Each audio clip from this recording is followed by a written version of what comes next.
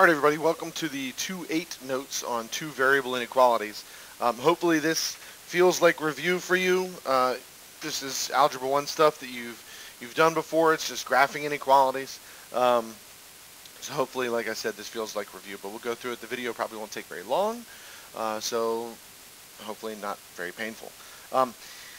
In some situations, we need to compare quantities. Oftentimes, we'll see these in word problems using the words as much, like it says right here. The essential understanding here, graphing an inequality in two variables is similar to graphing a line. So this is the part that should seem familiar. Okay, so we do this the same way we graph a line. We're just going to shade part of it, okay? The line is the boundary. Sometimes it's dashed and sometimes it's solid. We'll talk about that. The boundary separates the coordinate plane into two half planes, one of which consists of solutions and one of which consists of answers that don't make up the solution. And we'll talk about a test point here in a second to see how to determine which side to shade. All right. So the test point, the easiest one to pick, you can pick any one you want, okay? The easiest one to pick, and the one that I would suggest to pick, is the origin, okay? You pick the origin, you plug it in. If it works, then you shade the side the origin is on. If it doesn't, you shade the other side. So for example, what is the graph of each inequality? So right here, it's easiest to think of this as the line y equals 3x minus 1, okay? So we know that minus 1 is the y-intercept and the slope is 3. And then because it's just greater than, it's dashed, okay? Then we choose a test point, so 0, 0. So you plug 0 in for y and 0 in for x, and you see what you get. And this one works out so that it says 0 is greater than negative 1. If that's true, you shade the half that the test point is on. If it's false, you would have shaded the other half. Very simple, very straightforward. Let's take a look at example B. Y is less than or equal to 3x minus 1. Okay, so same slope and y-intercept, but now we have less than or equal to, so you'll notice that on this one the line is solid. We pick 0, 0 here, and we get 0 is less than or equal to negative 1, which is false, so we shaded the other side. All right? Like I said, pretty straightforward, pretty self-explanatory, either on your graph paper or the paper that you printed out from the class webpage, or just as a sketch. Pause the video right here and shade and graph these two inequalities, and then I'll show you what I got. Go ahead and pause the video now and try those on your own. All right, so here's what I got. On the first one, you'll notice that, let's see, the y-intercept is positive 1. The slope is negative 2, so I go down 2 over 1, down 2 over 1. I get 3 points. I like to graph for 3 points to make sure that my line is correct. The line is solid because it's greater than or equal to. I plug in my test point of 0, 0. And when I plug that in, I get 0 is greater than or equal to 1. I know that's not true, so everything on the test point side is no solution. I shade the other side. Conversely, over here I have less than now, so the line is dashed. When I plug in my test point, I had the same y-intercept, same slope. I plug in my test point, I get 0 is less than 1. That is true, so I shade everything on the side of the test point. All right? That should seem familiar to you because it's not new. And if you didn't remember, then hopefully that was a good quick refresher on that kind of problem. So we can use linear inequalities in word problems, obviously. We try to liken everything to some sort of practical application. The map shows the number of tickets needed for small or large rides at the fair. You don't want to spend more than $15. Excuse me. How many small or large rides can you ride? So we come up with, we have small rides, 3 tickets. Tickets are 25 cents. Large rides are 5 tickets. 3 times x plus 5y is less than or equal to 60. We get 60 because there's 4 quarters in $1, and 4 times 15 is 60. That's how we got that. So we don't want to spend more than, okay? That means that these two have to add up or be equal to the 60. And so from there, the easiest way to solve this one is just by graphing using the x and y intercepts. So we find the boundaries, to find the x-intercept, we make the y0, to find the y-intercept, we make x0, and we get our points, and then we would shade everything underneath it because it's less than or equal to, okay? Again, you could use the test point there. You could use any number there, really. Okay? Makes sense? Hopefully, yes. It does talk about down here in step 2 about how the region above the boundary line represents an infinite number of rides, okay? You purchased a finite number of tickets. So you won't be able to go to an infinite number of rides. You shade the region below the boundary line. The number of small rides, x, and the number of large rides, y, are whole numbers. In math, such a situation is called discrete. All points with whole numbers coordinates in the shaded region represent possible combinations of large and small rides. Okay? So this would be discrete because we're working in whole numbers, because you can't ride a ride 1.1 times. Those would all have to be whole numbers. So let's look at got it number 2. Suppose that you decide to spend no more than $30 for tickets. What are the possible combinations of small and large rides that you can ride? Now use a graph to find your answer. Why did the graph of solution problem 2 only include quadrant 1? Go ahead and pause the video, see if you can use it. Remember, use the formula they gave you, but now we're changing it to $30 for tickets instead of 15. So go ahead and do number 2, come up with your answer to A and B. Go ahead and do that now. Pause the video and do that now.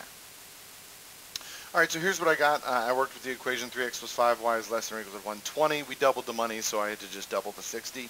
I get my y-intercept and x-intercept, so x is 40, y is 24, so I have those. I draw my boundary line. It's solid because this is less than or equal to. I shade underneath it because we're trying to spend less. So there's my drawing. The answer to part B, why does it only include quadrant 1? You can't ride a negative number of rides. Okay, so we got to work in the positive here. That's more of a common sense answer. All right, let's take a look at this page. You can graph two variable absolute value inequalities in the same way that you graph linear inequalities. Okay, so what is the graph here of 1 minus y is less than the absolute value of x plus 2? So here's what we do. The first thing we're going to do is we're going to solve for y. Okay, solve for y. All right, so we've done that, making sure that we pay attention until we multiplied by a negative, so we switch the direction of the sign. Then, the graph of y equals, okay, so take the absolute value out for a second. The graph of y equals negative x plus 2, in absolute value plus 1, is the graph of y equals absolute value of x reflected in the x-axis, translated left 2 units and up 1 unit. Okay, so it's reflected and it's right there. Now, what we do is we go back and look at this and say, all right, it's greater than, so the line is dashed, and greater than, we can pick, you can pick a test point if you want. Because it's greater than, we shade above, okay? So maybe not as hard as it looks, all right? So let's take a second, let's do number 3. Pause the video here, try to do this one. The graph of y minus 4 is greater than or equal to 2 times the absolute value of x minus 1. Try and graph that absolute value function. Pause the video here, please. All right, so you've unpaused. Let's go down here to the bottom and take a look at my answer. So the first thing I did was I added 4 to both sides, so now I have it set up like an absolute value equation.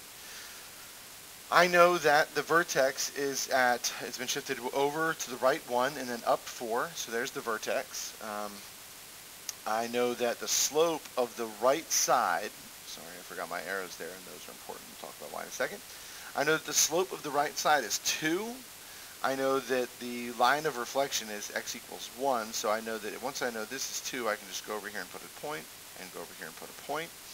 And then it's greater than or equal to, so the line is solid, and I shade above because it's greater than. The arrows are important because we need to understand that if this graph were bigger, this goes forever.